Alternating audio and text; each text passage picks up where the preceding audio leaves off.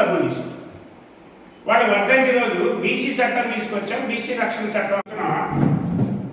నేను ఒక మాట చెప్తున్నాను, మేమంతా కూడా అలాంటి వాళ్ళం మా కులాన్ని కుటుంబాన్ని దృష్టిలో పెట్టుకోకుండా అత్యంత కింది స్థాయి నుంచి ప్రజల సొమ్ము దోపిడీ చేసి దుర్మార్గం చేసి బతికే నువ్వు బెదిరిస్తే నైతికంగా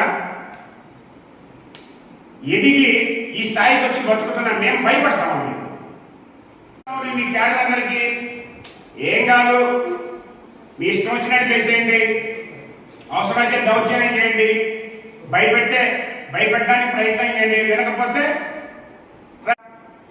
అంటే నువ్వు శాసనసభ్యుడు అయితే ఈ పార్టీ అధికారంలోకి వస్తే మేమందరం చిన్నప్పటి నుంచి కష్టపడి బతికి గౌరవంగా జీవించే మమ్మల్ని మాకు రాజకీయ ఇష్టాలు ఉంటాయి, మాకు ఇష్టమైన ఏ అధికారంతో మమ్మల్ని హెచ్చరిస్తారు, ఏ అధికారంతో మమ్మల్ని మీరు నియంత్రించేటువంటి ప్రయత్నం చేస్తారు. కనుక ఈ సందర్భంగా తెలుగుదేశం పార్టీ ఈ శాసనసభ్యులు నాయుడు గారు నన్ను కొద్ది రోజుల క్రితం పిలిచి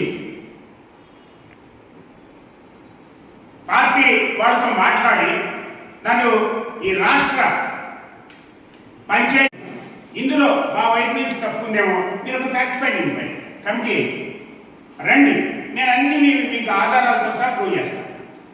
ఇవన్నీ ఇందులో ఎక్కడైనా నా తప్పు ఉందంటే మీరు సేవ విప్లవం ఘటనలో మాజీ సర్పంచి సీనియర్ నాయకులు వైఎస్ఆర్సీపీ 30వ వర్ధంతి చాలా చోట్ల చేశారు. అధికారం వచ్చింది కాబట్టి మరింత ఘనంగా కూడా చేశారు. ఈ సందర్భంగా సేవలాపురంలో ఇప్పుడే చెప్పారు.